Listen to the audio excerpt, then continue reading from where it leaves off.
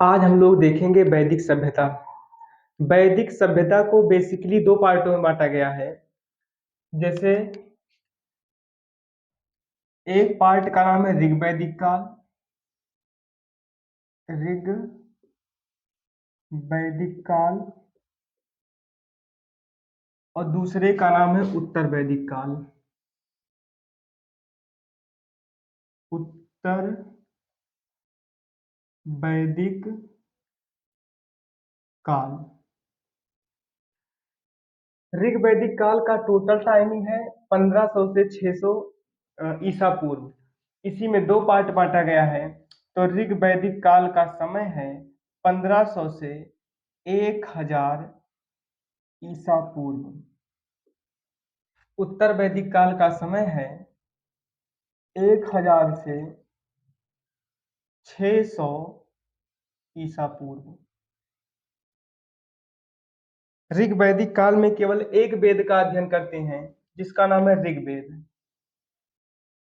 ऋग्वेद। उत्तर वैदिक काल में तीन वेदों का अध्ययन होता है। नाम है यजुर्वेद।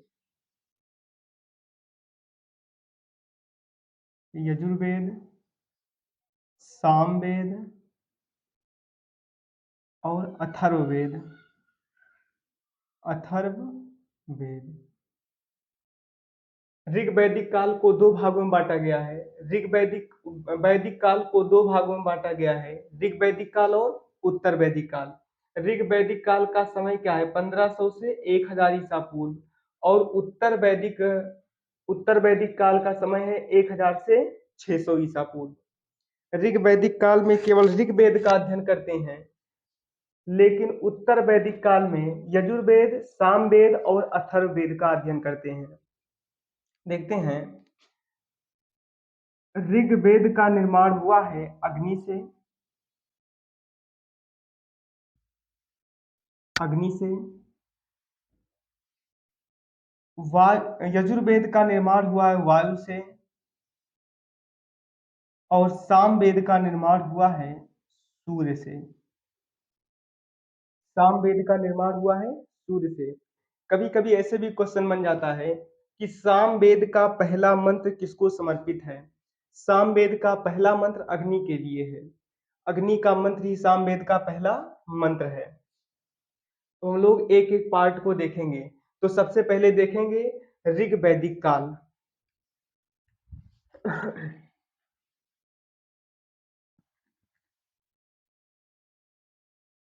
ऋग वैदिक काल में देखते हैं ऋग्वेद को।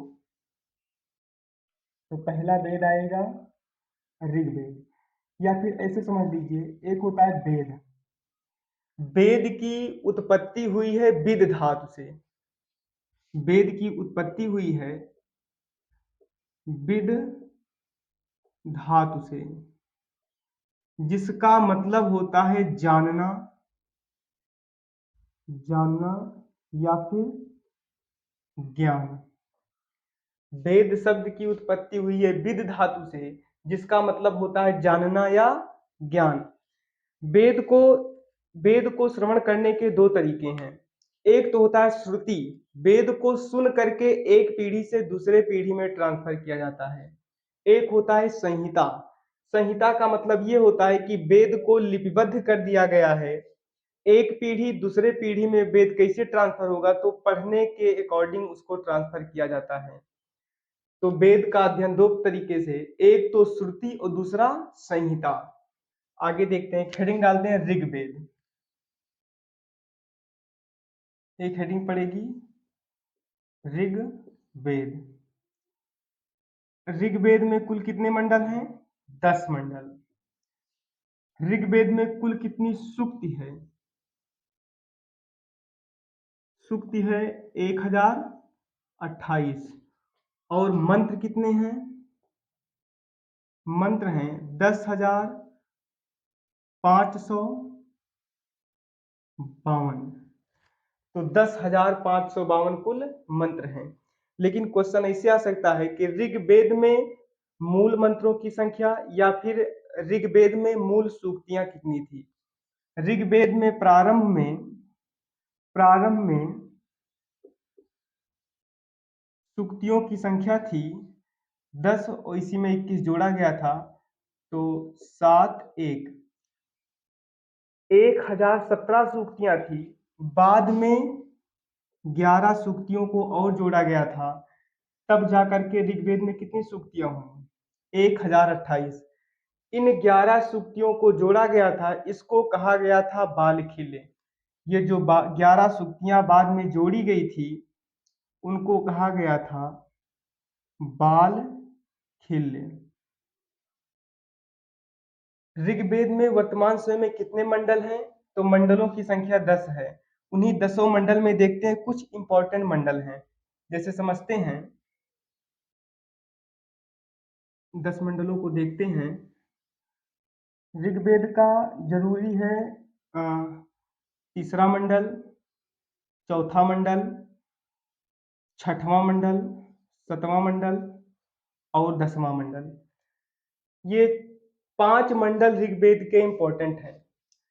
ऋग्वेद के तीसरे मंडल में गायत्री मंत्र का उल्लेख है। गायत्री मंत्र का उल्लेख है। ऋग्वेद के दूसरे मंडल में, चौथे मंडल में, ऋग्वेद के तीसरे मंडल में गायत्री मंत्र का उल्लेख है।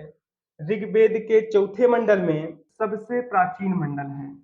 यह क्या है? सबसे प्राचीन मंडल है। सबसे प्राचीन मंडल है। आगे देखेंगे, ऋग्वेद के छठवें मंडल में ऋषि वंशावली का उल्लेख है। ऋषि वंशावली का ऋषि वंशावली का ऋषि वंशावली का क्या है? उल्लेख है। ऋग्वेद के 7वें मंडल में वरुण देवता, मतलब ऋग्वेद का जो 7वां मंडल है, ये वरुण देवता को समर्पित है और इसी में दशराग युद्ध का वर्णन है। तो इसमें क्या है? वरुण देवता को समर्पित है। वरुण देवता को समर्पित है और दशराग युद्ध का वर्णन है। इसी में क्या है? दशराग युद्ध का वर्णन है। ऋग्वेद के 10वें मंडल में ऋग्वेद के 10वें मंडल में चारों वर्णों का उल्लेख है। चारों वर्णों का चारों वर्णों का उल्लेख है। उल्लेख है। चारों वर्ण कौन कौन से हैं? ब्राह्मण, ब्राह्मण, क्षत्रिय, वैश्य और शूद्र। ऋग्वेद में 4 वर्ण हैं, ब्राह्मण, क्षत्रिय, वैश्य और शूद्र। ऋग्वेद के अनुसार ब्राह्मण का जन्म हुआ है ब्रह्मा के मुख से, और क्षत्रिय का जन्म हुआ है ब्रह्मा के भुजाओं से, और वैश्य का जन्म हुआ है ब्रह्मा के उदर से, और शूद्र का जन्म हुआ है अंगुष्ठे से। तो आगे देखते हैं अगला पॉइंट।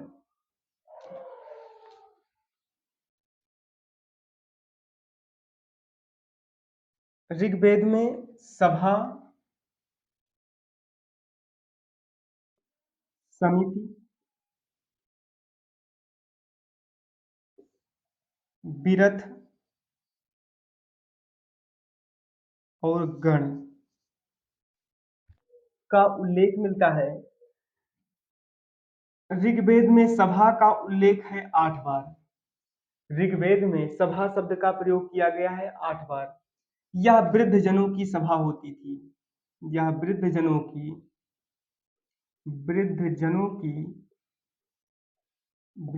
की सभा होती थी। सर्वप्रथम सभा को राज्यसभा लुंडविक ने कहा था। सर्वप्रथम सभा को राज्यसभा लुंडविक ने कहा था। लुंडविक ने कहा था। आगे देखते हैं समिति। ऋग्वेद में समिति का उल्लेख 9 बार किया गया है। 9 बार इसका क्या है? उल्लेख है। समिति समिति को आज हम कहते हैं लोकसभा। लुंडविक ने यह भी बताया था कि समिति का नाम क्या होगा, लोकसभा। इसको आज हम लोकसभा के नाम से जानते हैं और इसको राज्यसभा के नाम से जानते हैं, राज्यसभा के नाम से जानते हैं। सभा में केवल वृद्ध जन बैठते थे और समिति में वृद्ध और युवा दोनों बैठ सकते थे। आगे देखते हैं बिरथ। बिरथ शब्द का उल्लेख ऋग्वेद में 122 बार किया गया है। ये सैनिक होते थे एक प्रकार से, और ये धार्मिक कार्यों में सहयोग करते थे। ये क्या होते थे, सैनिक होते थे जो केवल धार्मिक कार्यों पर ही उपस्थित रहते थे। गण गण का प्रयोग 46 बार किया गया है। ऋग्वेद में गण का प्रयोग 46 बार किया गया है। ये राजा को निरंकुशता से बचाते थे। ये राजा के ऊपर अगर कोई भी दिक्कत आ रही है, कोई भी अपराध लग रहा है, तो उसको ये लोग क्या करते थे, राजा को उससे बचाते थे। तो राजा को अपराध से बचाते थे, राजा को निरंकुश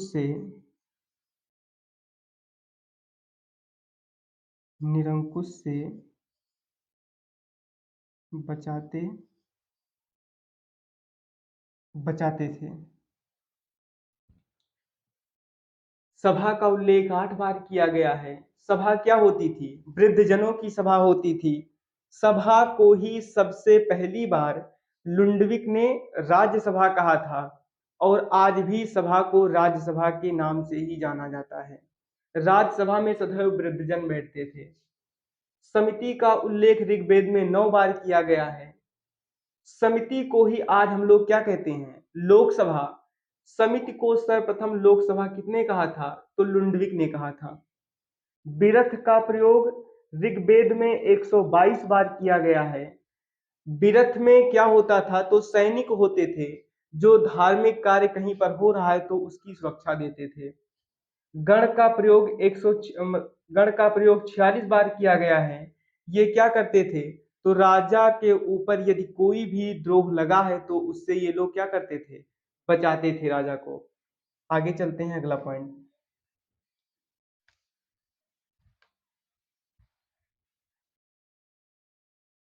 आगे देखते हैं प्रारंभ के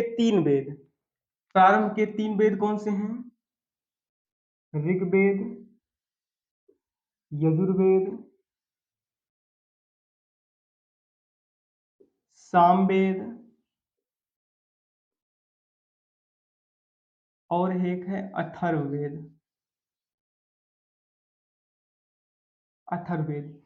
प्रारंभ के तीन वेदों को हम कहते हैं वेद त्रयी, वेद त्रयी, या इसी को कहते हैं अपौरुषेय। इसी का नाम है अपौरुषेय। वेद त्रयी और अपौरुषेय। अपौरुषेय का मतलब ये होता है कि ऋग्वेद, यजुर्वेद और सामवेद की रचना किसी इंसान ने नहीं की है। इसकी रचना की है महर्षि कृष्ण द्वैपायन, या फिर उन्हीं का नाम आगे चल के क्या हो गया, वेद व्यास। तो वो इंसान नहीं थे, भगवान थे। तो इसीलिए प्रारंभ के तीन वेदों को वेद त्रयी और अपौरुषेय कहा जाता है। अपौरुषेय का मतलब ये होता है कि इन तीन वेदों की रचना किसी इंसान ने नहीं की है। आगे आएंगे अथर्ववेद। अथर्ववेद को पौरुषेय कहते हैं, पौरुषेय। अथर्ववेद को पौरुषेय कहते हैं क्योंकि इस वेद की रचना एक ऋषि ने की थी जिसका नाम था अथर्वा ऋषि। तो ऋग्वेद की रचना किसने की थी, अथर्वा ऋषि ने। और प्रारंभ के तीन वेदों को किसने लिखा था, वेद व्यास जी ने। आगे देखते हैं, अगला पॉइंट।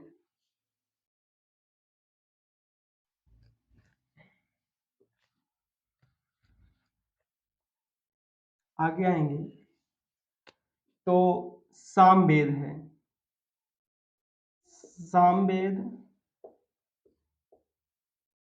ऋग्वेद को लिखा गया है पद्य में और यजुर्वेद को लिखा गया है गद्य में और इसको लिखा गया है सामवेद को गद्य और पद्य दोनों में। मतलब ये संगीत का जनक है, संगीत का जनक है। आगे आएंगे अथर्ववेद में, देखते हैं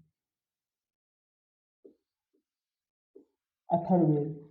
अथर्ववेद में किसका उल्लेख है? तो अथर्ववेद में जादू, टोना, भूत, पिशाच, प्रेम, स्नेह, वशीकरण आदि के मंत्र कहाँ स्थित हैं?